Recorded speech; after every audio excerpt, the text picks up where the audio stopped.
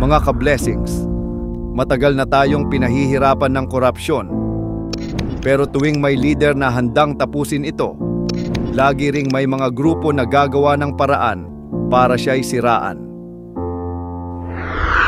Sa ngayon, mismong si Pangulong Ferdinand Bongbong Marcos Jr.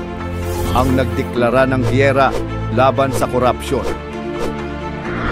Pero marami pa ring naniniwala sa maling impormasyon na si Pangulong Bongbong Marcos daw ang pasimuno ng korupsyon.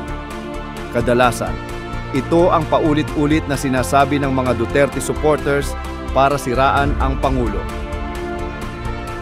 Pero alin nga ba ang totoo? Balikan natin. Sa kanyang sona, hindi siya nagtago, hindi siya nagpaligoy-ligoy. Diretsahan niyang sinabihan ang mga tiwali sa flood control projects ng DPWH. Mahiya naman kayo, ang mga Duterte supporters, isipin nyo, kung siya ang pasimuno ng korupsyon, bakit siya mismo ang nanguna para ilantad ito? Kamakailan lamang, nag-inspeksyon ako sa naging epekto ng habagat ng bagyong Krising, Dante at Emong. Kitang-kita ko na maraming proyekto para sa flood control ay palpak at gumuho. At yung iba, guni-guni lang. Huwag na po tayong magkunwari. Alam naman ng buong madla na nagkakaraket sa mga proyekto.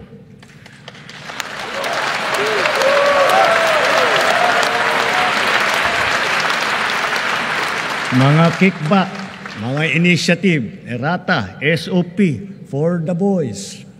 Kaya sa mga nakikipagsabwatan upang kunin ang pondo ng bayan at nakawin ang kinabukasan ng ating mga mamamayan, mahiya naman kayo sa inyong kapwa Pilipino.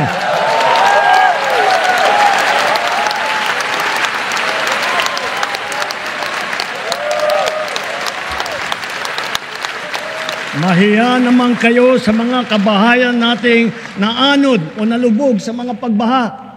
Mahiya naman kayo, lalo sa mga anak natin na magmamana sa mga utang na ginawa ninyo nang binulsan nyo lang ang pera.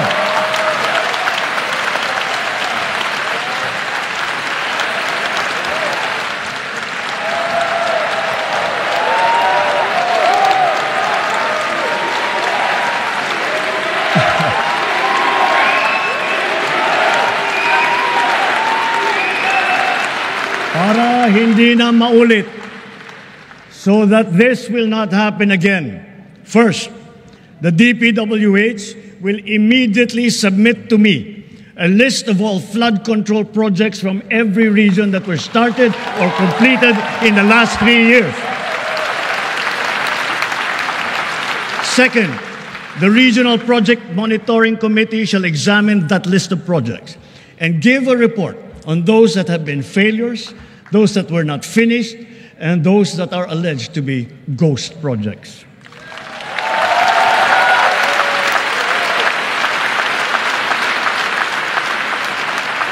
And third, we will publish this list.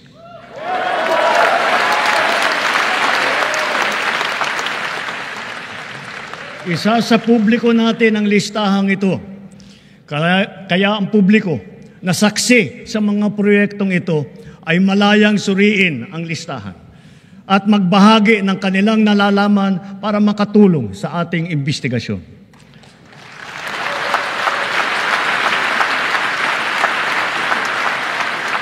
At the same time, there will be an audit and performance review regarding these projects to check, to make sure, and to know how your money was spent.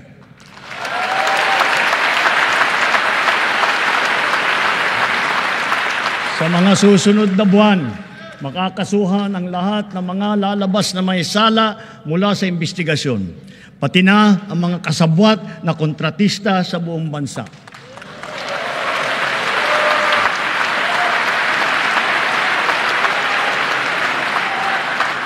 Kailangan malaman ng taong bayan ang buong katotohanan. Kailangang may managot sa naging matinding pinsala at katiwalian.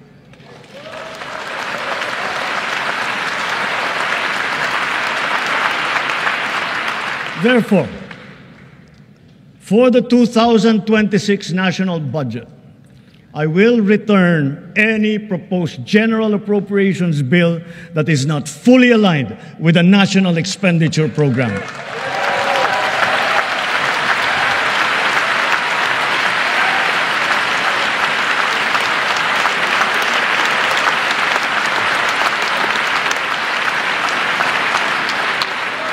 And further, I am willing to do this even if we end up with a reenacted budget. Hindi ko aaprubahan ang kahit anong budget na hindi alinsunod sa plano ng gobyerno para sa sambayanang Pilipino. Mga kababayan, sa paghantong natin sa kalahati ng termino ng administrasyon, susuong tayo sa susunod na 3 taon. Dala-dala sa aking puso ang mga leksyon na natutunan ko mismo mula sa inyo. Ito ang nagbibigay sa akin ng bago at pinag-iba yung gana sa trabaho, sigla sa serbisyo at dedikasyon sa Pilipino.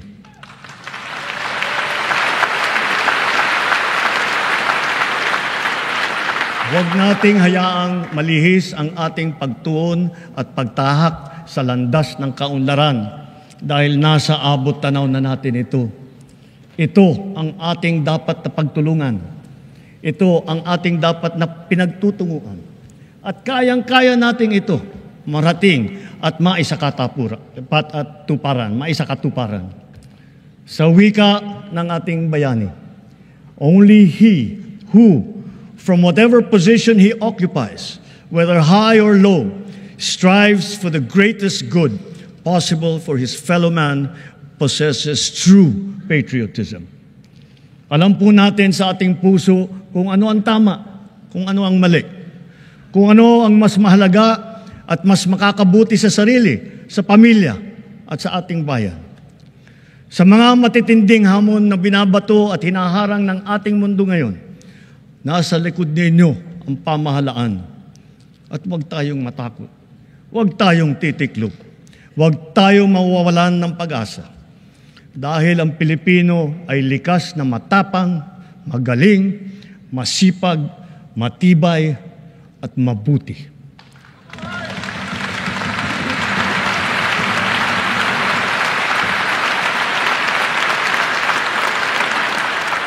Mga kababayan, tayo ito.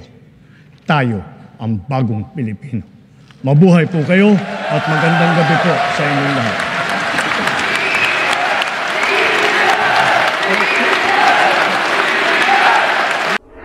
Malinaw ang ebidensya. Kung si PBBM ang pasimuno ng katiwalian, bakit niya mismo pinutol ang ugat nito? Bakit siya mismo ang bumangga sa malalaking kontrakto na hawak ang bilyon-bilyong proyekto? Ito ang hindi kayang tanggapin ng mga DDS dahil mas gusto nilang ipalit ang sarili nilang kandidato na kilalang pro-China at walang konkretong nagawa para sa bayan. Kaya sa mga kabataan, lalo na sa mga nadadala sa maling impormasyon, maging mapanuri kayo. Huwag basta maniniwala sa fake news. Ang laban na ito ay hindi laban ng politika. Ito ay laban para sa kinabukasan nating lahat. Kaya tandaan natin, si Pangulong Bongbong Marcos ay hindi pasimuno ng korupsyon. Siya ang unang naglakas loob na sugpuin ito ng buong tapang. Mga ka-blessings, kaisa tayo ng Pangulo. Sama-sama nating ipaglaban ang malinis at tapat na pamahalaan. Mabuhay ang Pilipinas!